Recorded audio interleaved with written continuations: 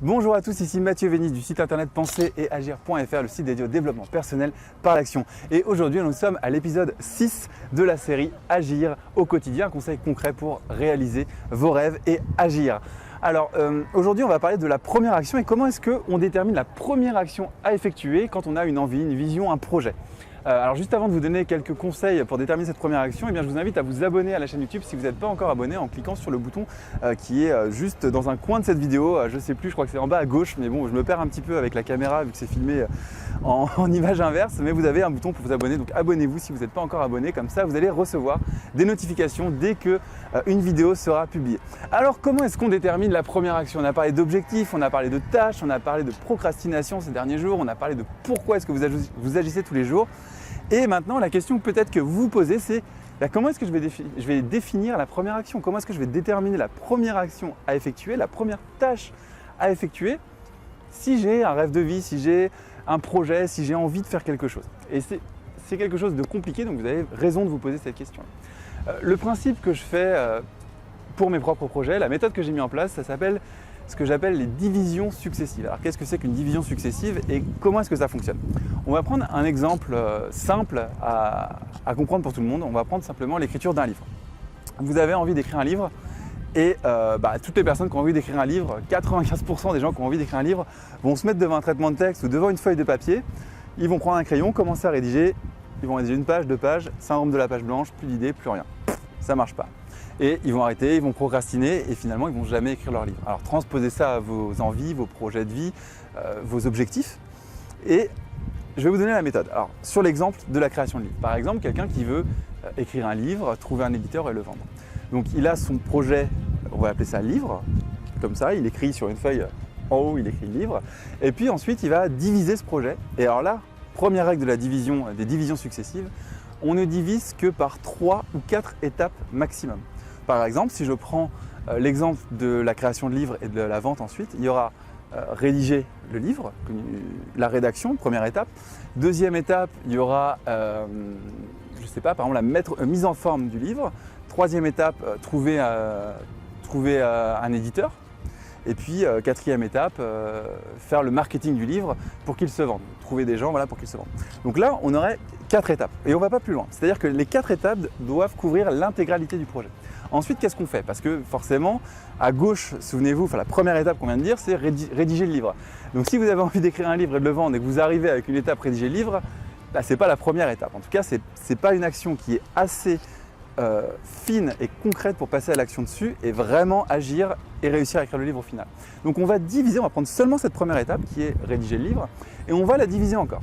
Alors rédiger le livre, qu'est-ce que ça va être? Ça va être par exemple, première étape, définir un sommaire. Ça va être deuxième étape, commencer à écrire le livre, donc on rédige un sommaire, on écrit le livre et troisième étape, relecture et correction des fautes d'orthographe et voilà, améliorer. Donc relecture, amélioration de l'écrit, du manuscrit. C'est un exemple, je vous le fais en direct, mais vraiment pour vous montrer la méthode. Donc à gauche, on a rédiger le sommaire. Déjà, c'est une action, une action qui est plus facile. Alors si c'est un roman, ce ne serait pas forcément un sommaire, ce serait une trame générale d'histoire. C'est quelque chose qui est déjà plus facile à faire, mais ce n'est pas encore assez précis. Donc on va reprendre juste cette petite étape-là, donc l'étape qui est la première, celle qui est le plus décomposée, et on va encore la diviser pour arriver à une étape très simple. Alors, définir un sommaire, qu'est-ce qu'il va y avoir en dessous? Il va y avoir, on dit que vous avez déjà le sujet du livre, vous avez déjà le sujet de votre livre. Qu'est-ce qu'on va faire? Pour écrire le livre, on va faire des recherches par exemple sur Internet. Pour écrire le sommaire, pardon, des recherches sur Internet. On va faire des recherches bibliographiques, donc dans des livres qui existent déjà, qui traitent du même sujet. On va faire des recherches dans ses expériences personnelles. Peut-être qu'on a vécu des choses dans son passé qui vont nous permettre d'apporter des idées pour écrire le livre par exemple. Et voilà, ça fait déjà 3 étapes. Donc on a, qu'est-ce que j'ai dit? Je ne sais même plus ce que j'ai dit. Ici, recherche sur Internet, recherche bibliographique, recherche dans ses expériences personnelles. Ensuite, en dessous, donc la dernière étape qu'on a eue, on oublie encore tout le reste, tout ce qu'on a décomposé. On le note dans un coin, mais on l'oublie de sa tête. Et là, on a faire des recherches sur Internet sur le sujet. Là, c'est quelque chose qui est très simple pour passer à l'action. Vous êtes passé de « je veux créer un livre, être édité, le vendre » à faire une recherche sur Internet en faisant ce mécanisme de décomposition successive et en s'intéressant toujours à la première étape et en la décomposant jusqu'à ce qu'elle soit le plus simple possible. Et bien comme ça, vous avez trouvé votre première action. Et faire une recherche sur Internet, c'est super simple, dans le cadre de l'écriture d'un livre, adapté à vos projets bien sûr. Mais faire une recherche sur Internet, bah voilà, vous avez votre première action, vous passez à l'action vous allez sur Google, tac, tac, tac, vous tapez le sujet de votre livre et vous faites une recherche sur Internet.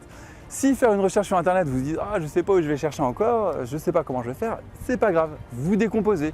Où est-ce qu'on cherche? Eh bien, sur des forums, sur Yahoo Questions-Réponses, sur Google, sur, je ne sais pas, il y a d'autres réseaux sociaux sans doute qui existent, sur le sujet que vous voulez, ou sur des blogs sur le sujet sur lequel vous voulez écrire.